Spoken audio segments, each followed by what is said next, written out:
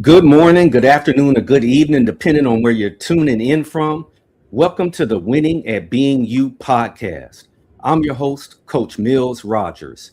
This is a space where we have real conversations with people who are using their voice, their experiences, and their purpose to create impact, not just for themselves, but for others.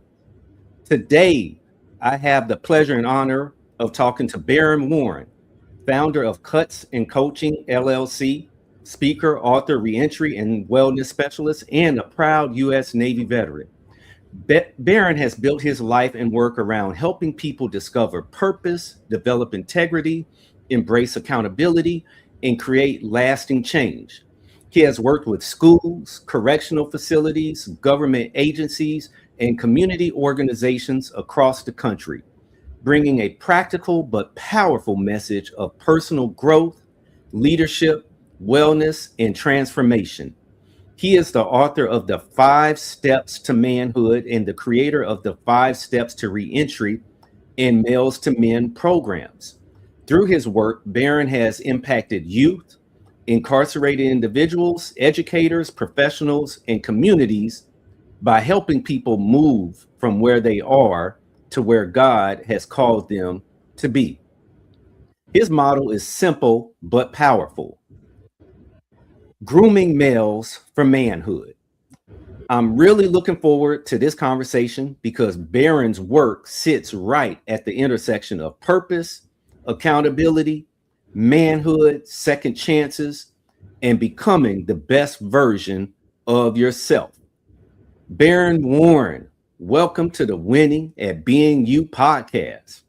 Man, what an introduction, Brother Rogers. I appreciate that, man. Don't be having me blushing on the screen already. I'm too dark to be blushing, brother. But I appreciate that introduction. You're welcome. You're welcome. Got to give you your flowers. Yeah, man. Happy to be here. Awesome. So, Baron, for people who are just meeting you, how would you describe the work that you feel called to do? Yeah, how would I describe the work that I've been called to do? It has, I heard a person say, once you find out what you've been called to do, your God-given assignment for your life, you no longer have a job, right? So I don't go to a job anymore, Mr. Rogers. I go to my calling, my assignment, my mission. And I believe, as you stated in the introduction, I am a God-fearing man. I'm a praying man. And I believe he has given me an assignment to remind males of their roles in society, as their roles as fathers, as their roles as pillars and leaders to the community. So that's what I do, Mr. Rogers. Every single morning, I'm getting up trying to identify some males in need who may need just some guidance on how to be a better man or a better father, a better husband, all those things. So it's a God-given mission, I would say. What compelled you to step into that space? Yeah, great question. So born and raised in Detroit, Michigan. I love my city, as we was discussing, Mr. Rogers.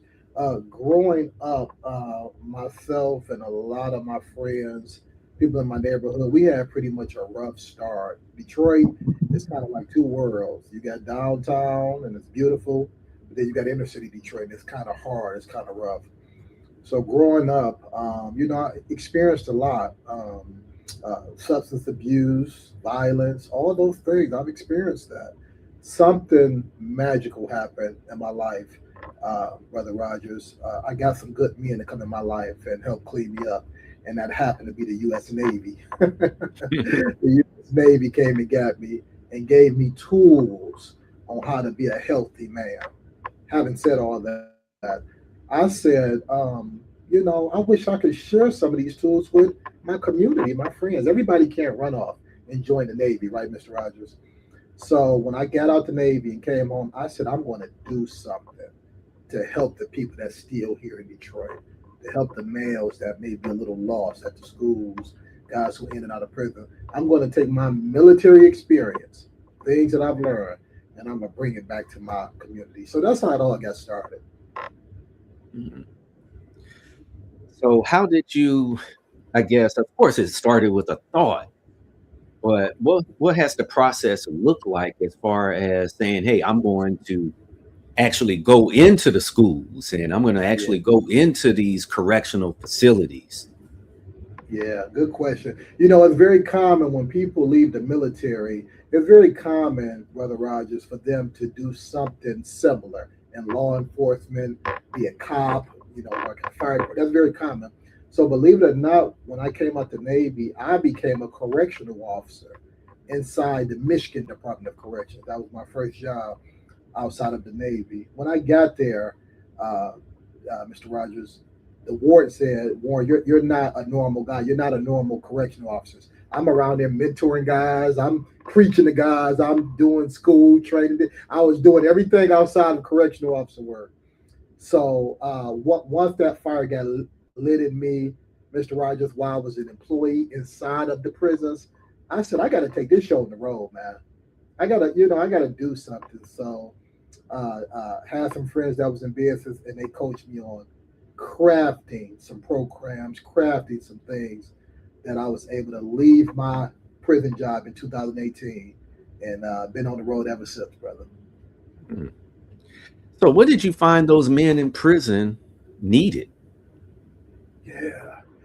Oh my goodness, that's such a good question. What did the men in prison need, Mr. Rogers? A lot of those guys just never really had any strong male positive influence. They just came up and just was operating based on what they saw in our neighborhood, what they saw in their household, and they just didn't really have a blueprint on what it meant to be a healthy man. All they knew was gangs and drugs and womanizing in the streets. Most of those guys in prison, that's all they knew. And I became aware, wait a minute, these guys need a restart. These guys need some instructions on what it means to be a healthy man, what it means to be an honest man, what it means to be a good provider. So, and I know that's a long answer, Mr. Rogers, but the meat of it is I learned a lot of men in prison, not just in Detroit, around the country, they need a blueprint on what it means to be a strong man of integrity. Mm. So you wrote the 5 steps to manhood.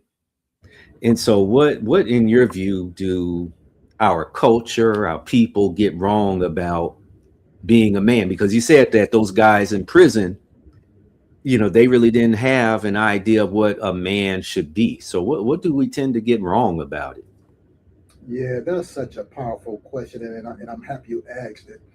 A lot of guys have this uh, assumption or this idea that all being a man is being big, and strong, and tough, and loud. Um, that's what's being sold a lot. In entertainment, a lot of different things.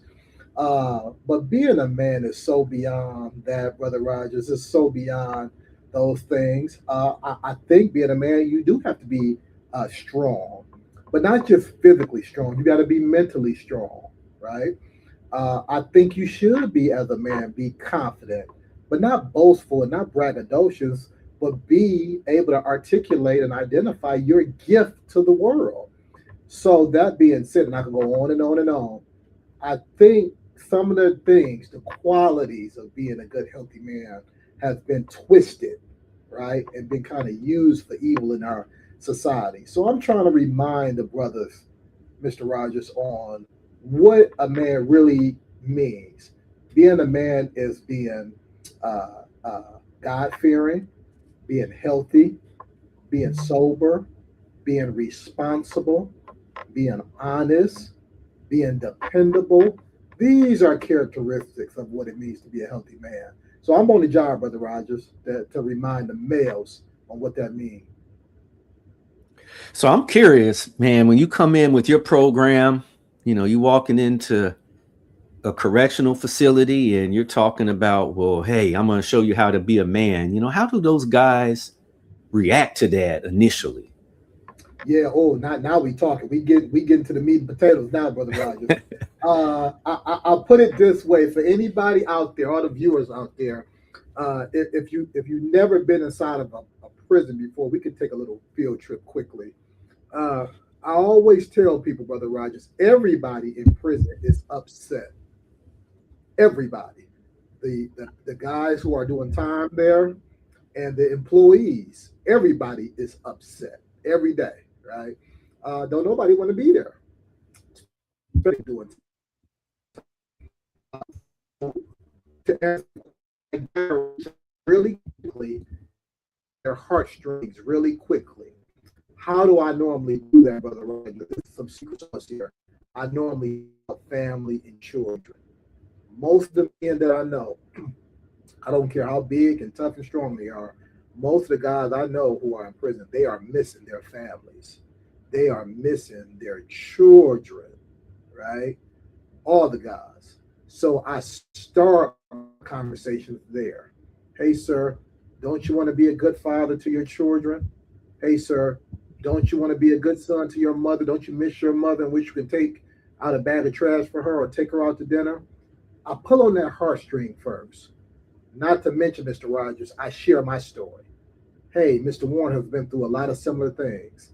And if I can clean up my life, so can you, sir. So I build some trust, put on their heartstring, and then we get right to work, Mr. Rogers. Mm. So do you ever get, I guess, the pushback of, well, hey, you probably haven't done time like I'm doing, or the system is against me, and all this other stuff that Oh, people yeah. often use as excuses? Yeah. Every time I've been in the prison, Mr. Rogers, it's been completely perfect. No, I'm teasing with you. Absolutely. Every I tell you what, because I believe God has given me such a unique gift, I've learned how to redirect those guys. Sometimes I meet some guys who are a little upset, right? But I would say 80%, about 80% of my audience is very receptive, believe it or not. There's a lot of guys who have owned up and just tired of living that life and want to get back to their families. Yeah, so I don't get a whole lot of pushback, but when I do, I've learned how to even redirect them because where I'm from, Mr. Rogers, in the military, we never leave a man behind. And so, this basically has to do with accountability and, getting these men. And, I'm glad that you said that a lot of them seem to start to take accountability after a while because they get tired of the situations that they're in. So I think, it's kind of surprising, but that's actually really good. And so I'm impressed by that. And so Yeah. with that, um, again, you're going into places where there be prisons and schools. And so I'm going to kind of transition it a little bit. Not Okay. everyone knows how to teach without shaming people, making them feel bad, or like, I can't believe this about you, or, when I was growing up, people were perfect and all this other stuff. Um, how do you help people take responsibility for their lives without making them feel like maybe their past just disqualifies them? Such a great question. Wow. Um, it's hard to put it into words, Brother Rogers, but I'll say it this way. Because I want to be clear to you and the viewers watching. I do have a tough love approach. Let me be clear about that. I do because, especially in the prison, we're dealing with grown men, right? So a lot of them are bigger and stronger than me. So I do come in strong. However, I believe human nature, people most of the time can pick out when you're doing it with a genuine spirit and a good heart and with love wrapped around it. So, having said that, Mr. Rogers, um, For example, when I'm training in the prisons, everybody is being called by Mr. I never use an inmate number or an inmate this. That individual is Mr. Smith, Mr. Johnson, because I want them to know, although you're in prison, I still have respect for you. You still deserve respect. You still have a life that's worth recognizing and honoring.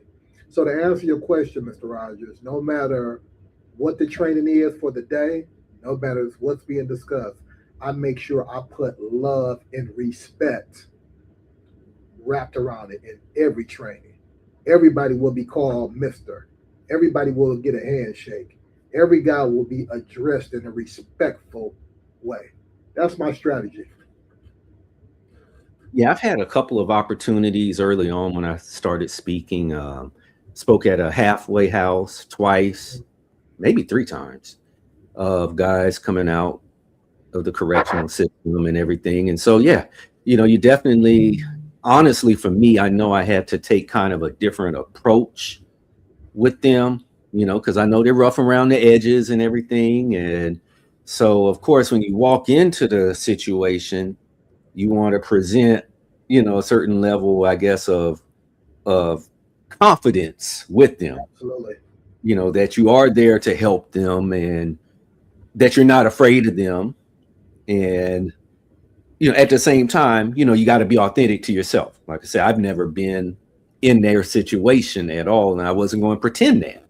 But Sure. at the same time, I'm going to talk about what I know. Yeah. And yeah, And even on that note, Mr. Wright, that's so well said because I'm gonna tell you, and this is just taking the viewers on a field trip inside of correctional facilities. These guys, they are experts at figuring out who you are. They are experts. So you can't go in there faking because they will weed you out all of in 5 minutes. So I definitely try to be my authentic self. And they respect that. I mean, in the prison world, the prison culture, respect is everything. You can't go in shaming, bullying, pointing the finger, judging. It ain't about none of that. It's about, hey, I'm here for a short amount of time, and I want to inspire you to be a better man. So yeah, over the years, Mr. Rogers, I have been able to identify certain language to use and certain approaches to take. Absolutely. so when someone's coming home from being in jail, being locked up, what do they need outside of just a second chance? Oh my goodness, great question, man. So here's the first thing that any person, be it male or female, needs immediately when they come home, Mr. Rogers, and that is a support system. I don't care if it's been a year, I don't care if it's been 5 years, if it's been 25 years. The longer they've been away, the more support that they need. Sometimes the support looks like a halfway house or something to that degree. But if an individual has some family support, a husband, a wife, a aunt, a mother, a brother, some family support that not only can help them maybe go get some vital docs, get their birth certificate, get their driver's license. These people have been away for years on end. That might be very practical to us, but vital documentation is a need for people coming home who've been away for 10 years. They don't know what their birth certificate is. They haven't driven a car in 10 years. So they need that support from family, not only to help them with those things, but to inspire them, to remind them, hey, you're home now. You're with family again. We're going to help you. Take them to church. Take them out to eat. That support system is so key for any returning citizen. I want to ask you about excellence. I've been getting more into the male mental health space and just working on my own mental health and participating in some things here in the city I live, Austin, Texas. And one common thing that comes up is that men should have a level of excellence about them. And so, what are your thoughts on us as men, especially, of course, you're talking about men that's coming out of the correctional system and our boys in school. What do you think about having a level of excellence about ourselves? Yeah, Mr. Rogers. When I still remember the day when I saw the commercial to join the military, and the phone number comes on the screen and you call it. Mr. Rogers, I called that number and I had assumed that the Navy was going to come talk to me maybe a couple of days later, a week later, a month later. The moment I hung up the phone, 20 minutes later, I got a knock on the door, Mr. Rogers. 20 minutes later. And when I opened up the door, I saw something I had never in my life seen. I seen two grown men, I mean, dressed almost perfect. Their uniform was all white, crispy. The point that I'm making, I believe that was my first time I had seen men who pride themselves on excellence, the way they present themselves, the way they spoke. I was blown away. I thought I had died and went to heaven. I had never seen men that squared away like that in my life. And I was 19 years old. I say that to say, and now that I'm a man and I've learned some things, I've learned one, you don't have to just join the Navy to operate like that. But what I saw in those men is those men have identified their purpose. And I believe, Mr. Rogers, that's the first step to any man who is trying to achieve a level of excellence. You have to identify your God given purpose for your life. You have to have in your mind, you have a mission and assignment, and you got to seek after that mission as much as you can. The more you get your mind focused on your mission, the more you study your gift, your craft, your talent, you're going to display a level of excellence. You're going to display a level of confidence. You're going to display a level of kingmanship. Just some secret sauce for the viewers out there who may be watching, especially the males. That's the secret sauce to excellence. Having a life full of purpose. Once you have that, the other stuff is gonna come easy. So, man, I see you definitely carry yourself with a level of excellence just from appearances. You always have a fresh cut. Every time I see you I'm on trying to social keep up with the media, your young hair, boys. yeah, got the waves going, making people seasick and everything.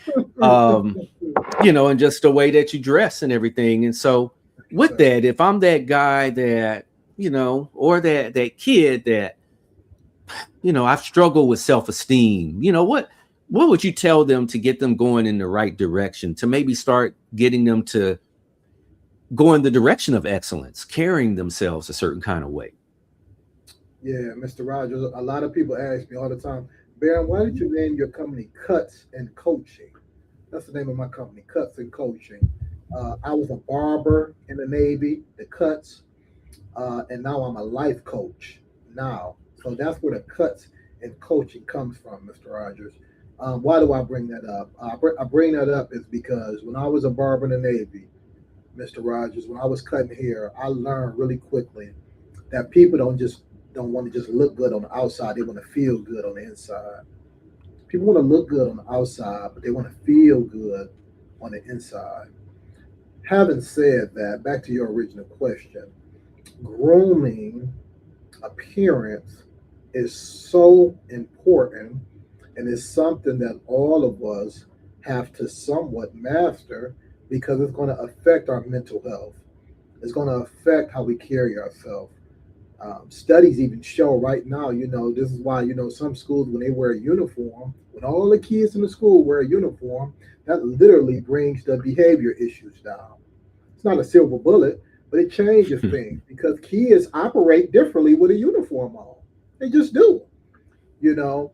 So, having said that, anybody out there who may be struggling in that area, I would suggest that they get around some people who do that well.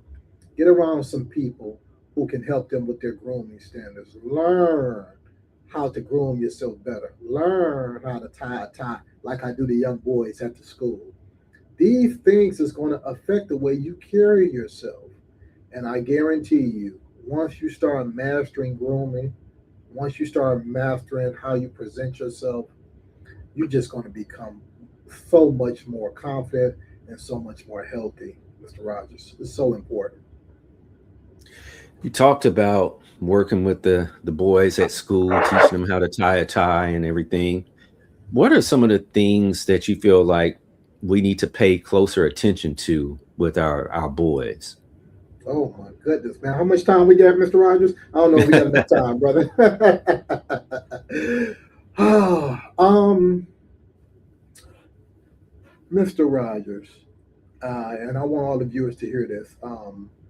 My heart goes out to our boys right now because they are bombarded with so many negative examples on social media, in entertainment, some even at the home, and they just don't have many examples on what it means to be a healthy young man.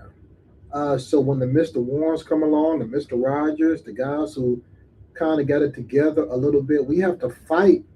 We have to fight against this giant because they being bombarded with so much other things. Mr. Rogers, when I was coming up, brother, we was begging our mothers to go to the barbershop.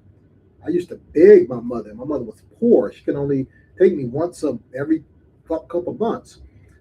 These young boys, they ain't thinking about cutting their hair. They get up, hair crazy and all over the place. They just go. The fighting, I could go on and on and on. Having said that, the number one thing that's struggling with our young boys right now, Mr. Rogers, they don't have a healthy example on what it means to grow to be a strong, young, healthy man. So, having said that, to all the viewers out there, for all the grown men out there, we have a job to do. We have a job of making sure ourselves are well groomed, educated, good husbands, good fathers, because we have some young men who are watching us. And we have to set the example, Mr. Rogers, you and I, and all the other brothers that's watching today. These young boys need a positive example to go up against. No shade to them, Mr. Rogers, but the rappers, the ball players, the movie stars. We gotta go against that a little bit, just so we can show them, hey, it's okay to be healthy and sober. It's okay to be educated. It's okay to be a one woman man. That's okay. That's actually cool. We gotta give them a positive example, Mr. Rogers. Yeah, and that's kind of the whole purpose of why I've created this podcast because I want to highlight, especially men of color, especially black men that are doing things. Because yeah, it's easy for us, and I would say for men of all ages, it's easy for us to say, "Golly, man, that all these brothers out here, they're not doing anything in life." And my idea is like, hey, I know I've met a whole bunch of black men that are doing some great things like yourself. Me as And so well. I want to be part of a solution to highlight that because, yeah, we don't need it just for our young people. We need it for our women. We need it for our grown men Absolutely. because they're saying those same things like, oh man, there's not any examples, and I'm like, well, you're just not looking then, or you're just not seeing it, or maybe the algorithm or whatever else on social media is just pushing all the foolishness to you. That's right. Absolutely. Mhm. I agree, man. We got some work to do. And make no mistake, for all the viewers out there, I never want to come across, Mr. Rogers, like I got it all together. No, I don't. What I have decided, I've decided, or I've come to the understanding, I may not be a perfect man, but I am a good man. And I've decided to live my life as a good man of integrity. So I have other men around me, Mr. Rogers, older men who hold me accountable. I'm in a men's group. I have other things. So I'm encouraging all the brothers out there to do the same. So when the battle comes, when you got a young boy in your presence, when you got a young man who's missing a father figure down the street, when you got a young boy who's not grooming himself at the school, you can take him by the hand and show him physically what it means to be a good man of integrity. You have your males to men program, and so of course I'm assuming that one deals more with the boys, right, in Sure. schools. Yes, sir. Hmm. And so, how is that different than just giving them quote unquote motivation? Oh, well said. So the Males to Men program is a social emotional learning program that a few schools have actually taken a liking to. I actually left one of the sessions today before this meeting. It's a Awesome. 15-week program that I have in the schools. Sometimes I do it myself or I pitch it off to another coach and have him do it. But to answer your question, Brother Rogers, that program is all about teaching the young men life skills, right? They are already at the school learning their academics, but the principals have given me authorization to pull them out of class just for a minute, maybe about an hour throughout the day, once a week, and teach them life skills. What type of life skills, Mr. Warren? How to iron some clothes, how to tie a tie, how to look a man in the eye and shake his hand, how to say please and thank you, how to learn about the importance of wearing a belt every day, on and on and on. These are life skills that even at the middle school age, they can learn right now. That's going to take them so much further. I tell you what, Mr. Rogers, and I ain't going to preach to you, brother, but when I was growing up, I could not leave the house without a belt on. My father wasn't having it. I mean, that just came with the clothes. You had a belt on. A lot of these young brothers don't understand how important that is. So, Mr. Warren's Males to Men program, we showing them that. Hey, you're gonna learn how to tie a tie. You're gonna learn how to earn some clothes. You're gonna know how important it is to be well groomed all the time. So, do you have the opportunity to sit down with the educators on the campuses whenever you go? Yeah, I do. I actually follow up with the principals. I follow up with the teachers. Keep in mind, while I'm marching the boys around the school, they stopping me and pulling me to the side anyway. Mr. Warren, this is awesome. Mr. Warren, this is great. Our boys need this. But I do have an opportunity to have some sidebar with the staff. And that's important because the staff are with these boys every day, all day. I'm just coming in once or twice a week, Mr. Rogers. So they give me some inside background. Hey, Mr. Warren, Mr. Smith over here just got put out of his home. Hey, Mr. Warren, Mr. Johnson over here doesn't have a father figure. Can you talk to him a little bit more? They give me some inside ball about what's going on with the boys. So that's very important. Do you have that one kid that, I guess, under your mentorship, that really had a big turnaround, that maybe the teachers came to you and they're like, man, you really made a difference with this Yeah. one kid? Do you have that story that maybe you can share with us? Yeah, I do, and I'm gonna get in trouble here a little bit, Mr. Rogers. But I'm a strong, I'm confident about what I believe in, right? So I don't want to upset anyone or offend anyone, but this was a success story for what I'm trying to incorporate in this program. So I had a young man come to the school. This was last year. I had a young man coming to school, and he had pink braids. They were pink. All right. So you might get the drift of where I'm going here. He had pink braids. Good man, good young boy. But he was dressed a little weird, a little strange, but he had pink braids. Um, I made it my mission, Mr. Rogers, to show him some other options on how to groom himself. This wasn't his real hair. This was like a hair weave or whatever, but he had it in his hair. Um, and I just wanted to give him some other options. He was wearing some weird type of clothes, and I wanted to give him some other options. So at the end of the year, I actually have a picture of him. Um, that pink hair was out. He was wearing his natural hair. He had a nice haircut. He had on a white shirt, whiter than mine. His pants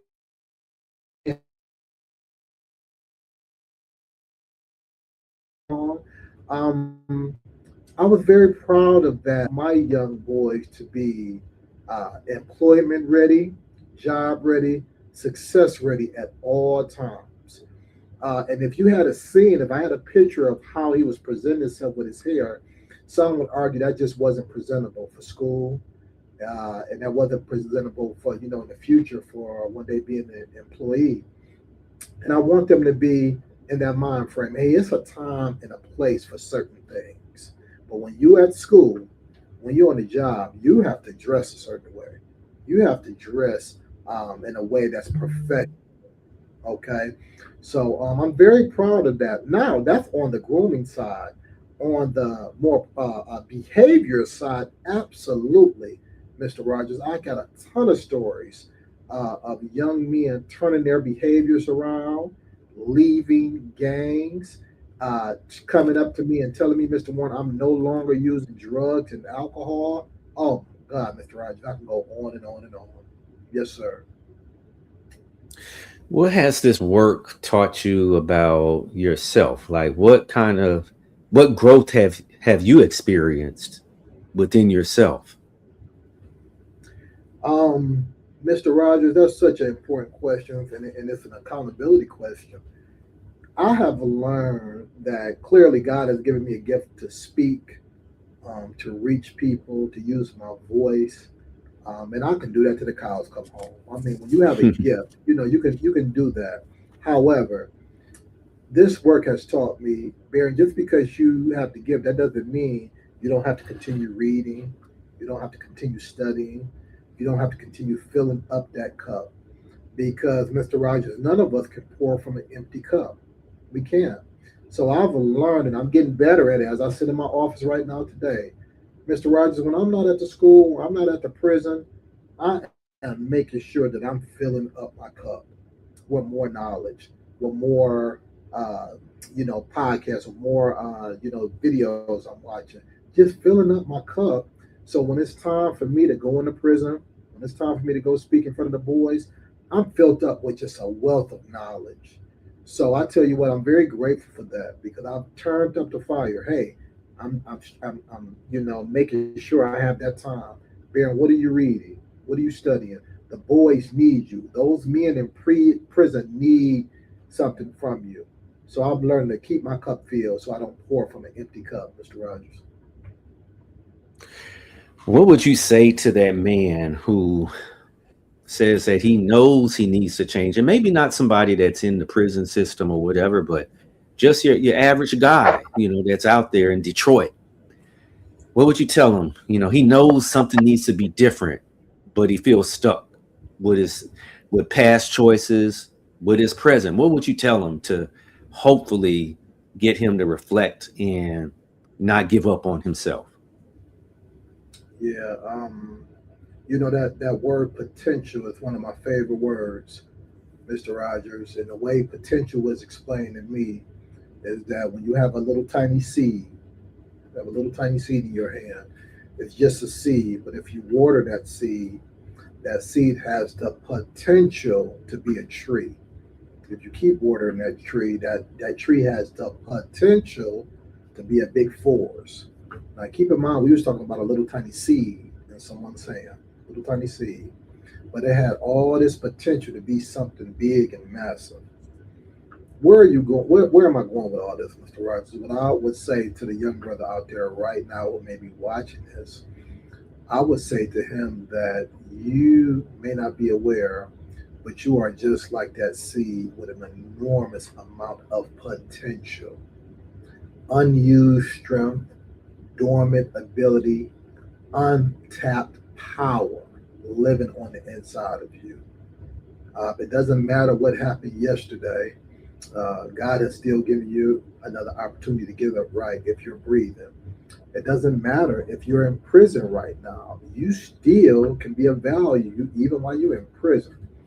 So any male out there, or any female, anybody out there who may be watching this today, I would say to them, think about that word potential, place it on your heart, think as yourself as that little tiny seed, and find some ways to water that seed so you can maximize your potential. How do I water that seed, Mr. Warren? We got to get educated. How do I water that seed, Mr. Warren? I need to get healthy. How do I water that seed, Mr. Warren? I need to get around some good other people who can help hold me accountable. How do I water that seed, Mr. Warren? I need to forgive myself for some of the past mistakes I've made. Take that word potential, place it on your heart, water it, and maximize your potential. Awesome, awesome. What do you have coming up? Where you going to be? What work you going to be doing? Where you going to be speaking at? And What do you have coming up over the next few months? Yeah, Mr. Rogers, this is my favorite time of the year, the month of June. Today is June 1st, my favorite time of the year because it's Father's Day month. I do a tour called Every Day is Father's Day. That's the name of my tour. Every Day is Father's Day. So for the entire month, Mr. Rogers, I'm going to be all over the place. I'm going to be in Arizona this week speaking at a conference at two prisons on Thursday and Friday. Next week, excuse me, I'm going to be in Jessup, Georgia, speaking at a federal prison there. The week after that, I'm going to be in Ohio at North Central Correctional Facility in Marion, Ohio, speaking there for a couple of days. And then at the end of the month, I'm going to be in the Nashville, Tennessee area, speaking at a prison there. What am I going to be talking about? Fatherhood. Why it's so important for us to get our families back, win our families back, and be those men of integrity. Every day is Father's Day, Mr. Rogers. Man, nationwide. He's all over. Actually, he's worldwide. He's actually spoken overseas. And so, this man knows what he's doing. Man, congratulations on all of that, man. I love it. I love it, man. And so, man, I just want to thank you so much for coming on the podcast and blessing us with your wisdom and everything. And I know you got some materials and programs that are out there. And so, yeah, if people wanted to look into whatever you have to offer, how should they go about doing that? Absolutely. So if you are a staff member at a prison, a youth facility, a juvenile facility, you can either Google my name, Baron Warren. You can find all my information there, or you can go to baronwarren.com and just fill out the form and see if I can come in and speak to your male population. If you are a school, you can do the same thing. Go to baronwarren.com, find my information, or you can go to my company website, which is cutsandcoaching.com. You can find me there. Last but not least, if you are a concerned parent, I like to call them the three P's, Mr. Rogers: prison wardens, school principals, and parents. Those are my three P's that I work with. If you are a parent who just may say, Mr. Warren, I'm concerned about my son. He doesn't have a strong male role model. He has one now. You can contact me at cutsandcoaching.com. Maybe we can do something virtual. Maybe we can do something when I'm in the area and just maybe take them out to lunch. Sometimes even one conversation would help. So those are my ways: baronwarren.com, cutsandcoaching.com. Last but not least, Mr. Roger, I'm not for sure if I have a copy close by. I don't think I do. It might be in my little drawer over there. But my mother told me you never come to someone's house without bearing gifts. So with your permission, sir, and you let me know who they be, I wanted to give 2 copies of my book, The 5 Steps to Manhood. I wanted to give them to 2 of your viewers, whoever you choose. Maybe you can contact me and give me their mailing address or something like that. But I wanted to share 2 copies of my book with your viewers for viewing today. Okay. Yeah, I will definitely do that.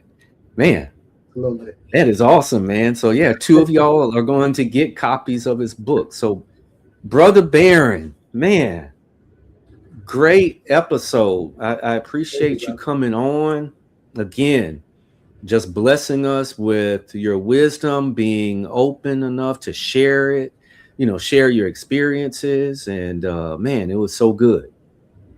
And thank you as well, Mr. Rogers. Make no mistake, folks, Mr. Rogers is the man. One thing I love, if I can brag on Mr. Rogers just for a second, one thing that I admired about him, we all have our own style, but one thing I've always admired about Mr. Rogers is his gentle touch.